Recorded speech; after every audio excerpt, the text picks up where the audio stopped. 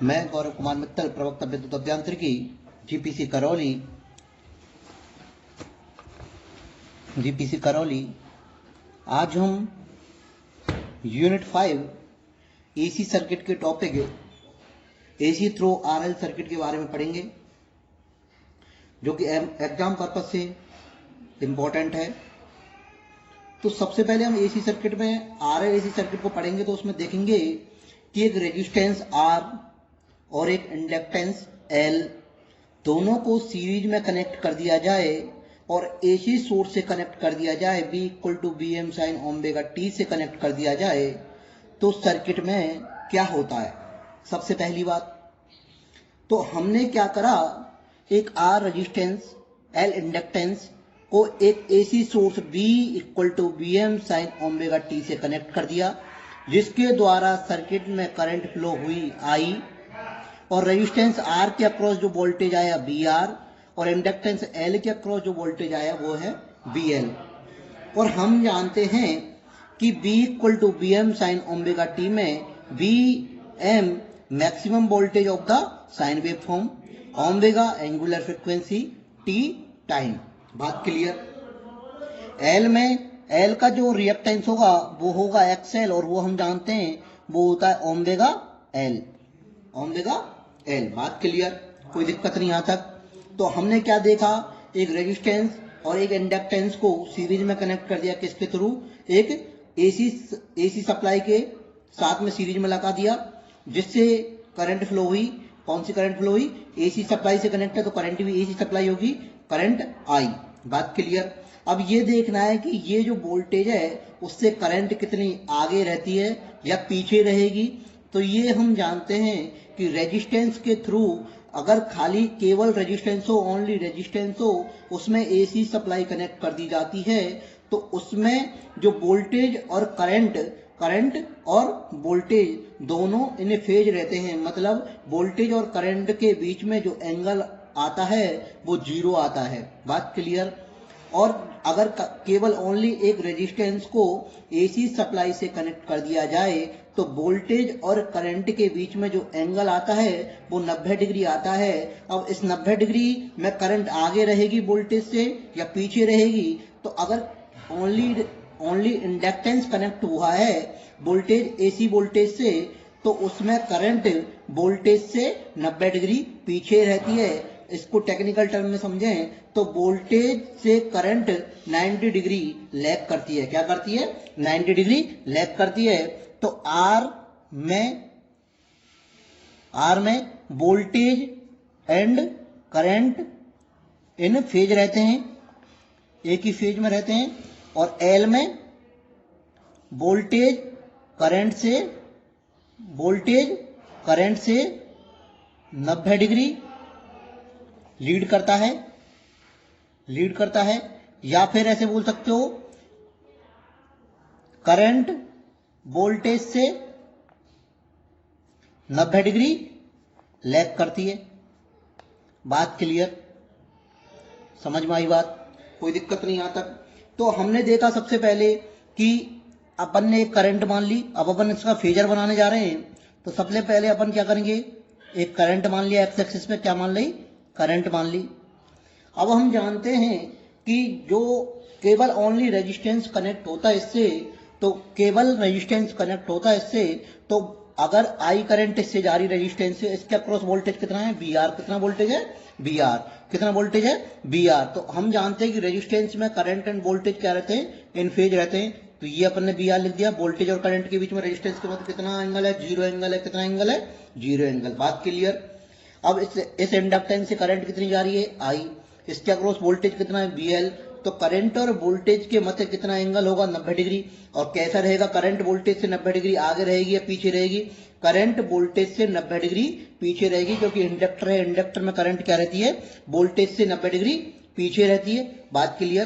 तो अपन ने वोल्टेज जो एल के अक्रॉस वोल्टेज है वो कितने 90 डिग्री आगे हो जाएगा, कितने डिग्री हो जाएगा, 90 डिग्री आगे हो जाएगा।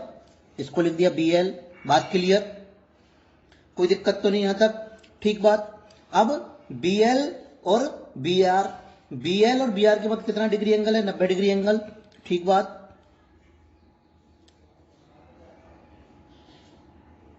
अब अपन इसको क्या करेंगे, इसका रिजल्टेंट निकालेंगे, क्योंकि बी आर और बी एल के मध्य एंगल 90 डिग्री है। इसका रिजल्टेंट निकालने के लिए अपन क्या करेंगे, इसको पैरेललोग्राम बनाएंगे, समांतर चतुर्भुज बनाएंगे। बात क्लियर। इसका रिजल्टेंट निकालेंगे, इसका रिजल्टेंट यहां से आ जाएगा। अब इन दोनों के मध्य वोल्टेज, इससे ही वोल्टेज गया, तो रिजल्टेंट क्या होगा, इसका बी होगा। क्या होगा, बी। क्या होगा, बी। हम ये मान लेते हैं कि इन दोनों के मध्य कितना एंगल आया, रिजल्टेंट निकालने पर इसका एंगल आया फाइव। कितना एंगल आया, फाइव। कितना एंगल आया, फाइव। कितना एंगल आया, फाइव। तो खाली केवल रेजिस्टेंस था, एसी सप्लाई थी, तो एंगल कितना था बी और आई के मध्य, जीरो। और एल के मध्य के ओनली रेजिस्टेंस, ओनली इंडक्टेंस लगा हुआ है, एसी सप्लाई लगी हुई है, तो बी और आई के मध्य कितना है, एंगल है 90 डिग्री। और अगर दोनों का कॉम्बिनेशन लगा दिया जाए तो वोल्टेज करंट से लीड करेगा या करंट वोल्टेज से लैग करेगी कुछ एंगल से। अब वो एंगल कितना भी हो, वो डिपेंड करेगा कि आर की वैल्यू कितनी है और एल की वैल्यू कितनी है। बात क्लियर, कोई दिक्कत तो नहीं यहां तक। तो बी और आई के मध्य एंगल आ गया, बी और आई के मध्य रिजल्टेंट बी और आई के मध्य एंगल आ गया फाइव। कौन सा एंगल आ गया, फाइव। तो इसका मतलब यह है कि आई वोल्टेज बी से लैग करती है, लैग करती है कितने एंगल से, फाइव एंगल से। कितने एंगल से, फाइव एंगल से। बात क्लियर, कितने एंगल से, फाइव एंगल से। और हम ये जानते हैं कि हम क्या जानते हैं, कि हम ये जानते हैं कि रिजल्टेंट वोल्टेज है, ये बी आर है, और ये कौन सा है, बी एल हो जाएगा। तो बी रिजल्टेंट निकालने के लिए क्या करेंगे, B equal to B R plus J B L. अब हम जानते हैं कि बी इक्वल टू क्या होता है, बी इक्वल टू क्या होता है, बी आर इक्वल टू क्या होता है, इसके अक्रॉस वोल्टेज ड्रॉप क्या होगा, आई आर। इसके अक्रॉस वोल्टेज ड्रॉप क्या होगा, आई इंटू एक्सएल। अब इसमें भी करंट जाएगी, तो इसको किससे गुना करते हैं, इन दोनों का रिजल्टेंट आएगा आर और एक्सएल को, इसको बोलते हैं इंपीडेंस। तो इसको लिखेंगे आई जेड, आई से आई कट जाएगा, तो जेड इक्वल टू क्या आ जाएगा, R plus J XL. R plus J XL क्या आ जाएगा, R plus J XL. R को रेजिस्टेंस बोलते हैं, तुम अच्छी तरह जानते हो। एक्सएल को बोलते हैं रिएक्टेंस, और जेड को बोलते हैं इंपीडेंस। क्या बोलते हैं, इंपीडेंस। बात क्लियर, यहां तक कोई दिक्कत तो नहीं, ठीक बात। जो अपने अभी फेजर देखा था, उस फेजर में देखो अभी इस एक्सेस पे, इस एक्सेस पे आई करंट थी, बी आर वोल्टेज था, इस पे बी एल। जो रिजल्टेंट वोल्टेज आया था वो आया था अपना बी वोल्टेज, ये क्या हो गया बी एल, ये एंगल फाइव। बात क्लियर। तो फाइव का मान निकालेंगे, टेन फाइव इक्वल टू, हम जानते हैं कि टेन इक्वल टू क्या होता है, लंब बटे आधार। तो लंब क्या हो जाएगा बी एल, आधार क्या हो जाएगा बी आर। ठीक है। वोल्टेज अक्रॉस बी एल कितना होगा, आई एक्सएल, और वोल्टेज अक्रॉस रेजिस्टेंस की क्या होगा, आई आर। तो आई से आई कट जाएगा, XL upon R, XL upon R. Tan phi equal to क्या हो जाएगा, एक्सएल अपॉन आर। अगर फाइव का मान निकालना है, एंगल का मान निकालना है, तो क्या हो जाएगा, tan inverse XL upon R. बात क्लियर, बात क्लियर। यहां से फाइव का मान निकाल जाएगा। और अगर पावर फैक्टर निकालना हो, क्या निकालना हो, पावर फैक्टर निकालना हो, तो पावर फैक्टर क्या होता है, कॉस फाइव। क्या होता है, कॉस फाइव। तो फाइव का मान तो दिया हुआ है, और इसका क्या ले लोगे, कॉस ले लोगे, tan inverse XL upon R. तो यहां से क्या निकल जाएगा, पावर फैक्टर। या फिर अलग तरीके से निकाल सकते हो, पावर फैक्टर क्या होता है, क्या होता है, कॉस फाइव। कॉस बराबर क्या होता है, कॉस बराबर क्या होता है, आधार बटे कर्ण। क्या होता है, आधार बटे कर्ण। क्या होता है, आधार बटे कर्ण। तो आधार क्या है, बी आर, कर्ण क्या है, B. Voltage drop across resistance क्या है, I R. Voltage drop across total circuit कितना है, आई जेड। तो आई से आई कट गया, R upon Z, R upon Z. ये क्या हो गया, पावर फैक्टर। क्या हो गया, पावर फैक्टर। बात क्लियर, पावर फैक्टर। बात क्लियर है, किसी को कोई दिक्कत यहां तक, बात क्लियर है क्या, बात क्लियर है, बात क्लियर है, ठीक। अब अपन एक क्वेश्चन सॉल्व करते हैं।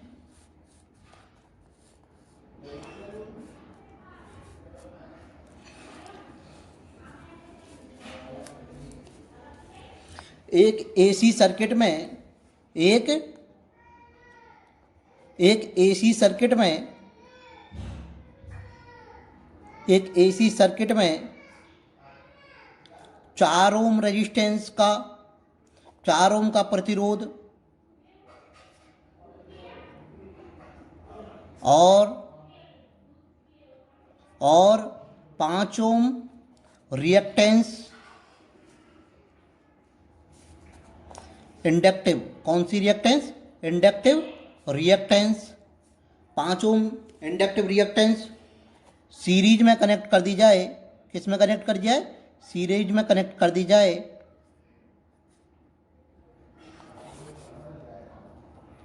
सीरीज में कनेक्ट कर दी जाए किससे? एसी सर्किट में सीरीज में कनेक्ट कर दी जाए। एसी सर्किट में सप्लाई वोल्टेज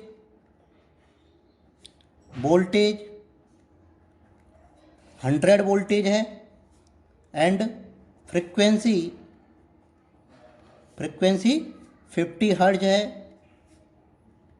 तो ज्ञात करें पहला सबसे पहले अपन क्या ज्ञात करेंगे? इम्पीडेंस ज्ञात करेंगे। क्या करेंगे? इम्पीडेंस। क्या ज्ञात करेंगे? इम्पीडेंस ज्ञात करते हैं। तो सर्किट में क्या दिया हुआ? रेजिस्टेंस दिया हुआ। रेजिस्टेंस का मान कितना दिया हुआ? 4 ओम। इंडक्टिव रिएक्टेंस दिया हुआ, उसमें क्या दिया हुआ? रिएक्टेंस का मान कितना दिया हुआ? एक्सएल इक्वल टू 5 ओम। और हम जानते हैं कि जो इम्पीडेंस होता है वो होता है Z equal to R plus J XL, और जेड का मान निकालना है। इसको सॉल्व करना है तो क्या हो जाएगा? आर स्क्वायर प्लस एक्सएल का स्क्वायर रिजल्टेंट निकालने के लिए। तो इसको निकालो। कैसे निकालेंगे? आर का मान कितना है? आर का मान कितना हुआ? 4 का स्क्वायर प्लस 5 का स्क्वायर, तो कितना आएगा? 16 प्लस 25, 16 और 25 कितने हुए? 41 अंडर रूट 41। कितना आया? जेड का मान कितना आया? Under root 41। बात क्लियर है यहाँ तक? तो 6.40 इसकी यूनिट क्या होगी? ओम। क्या होगी? यूनिट ओम। अपन ने इम्पीडेंस याद कर लिया। Number 2 power factor. क्या याद करेंगे? पावर फैक्टर क्या होता है? cos फाई इक्वल टू क्या होता है? R upon Z. क्या होता है? R upon Z. आर का मान कितना है? 4। जेड का मान कितना है? 6.40। करो इसका मान निकालो। cos फाई का कितना मान आएगा? आर अपॉन जेड का मान कितना आएगा? सॉल्व करो। सॉल्व करने पे 4 डिवाइड बाई 6.40 ये आएगा 0.625। जो पावर फैक्टर का मान आया वो कितना आया? 0.625। बात क्लियर? अब अगर इंडक्टिव सर्किट है तो वोल्टेज और करंट के बीच में एंगल होगा। वोल्टेज करंट से 5 डिग्री से लीड करेगा।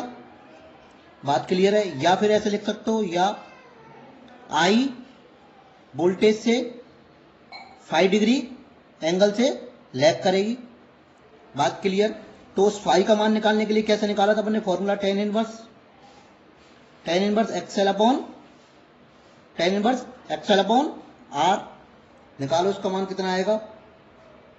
इसका मान निकालेंगे अपन तो tan inverse XL upon R का मान निकालने के लिए एक्सएल का मान कितना है? 5, और एक्सएल का मान कितना है? 5, और क्या नाम है, आर का मान कितना है? 4। तो इसका जो एंगल का मान आएगा वो आएगा 51.34 डिग्री। 51.34 डिग्री। वोल्टेज और करंट के बीच में जो एंगल आएगा 51.34 डिग्री। बात क्लियर? ये 3 तरीके के क्वेश्चन हुए, और तरीके के क्वेश्चन अपन नेक्स्ट क्लास में देखेंगे। Thank you.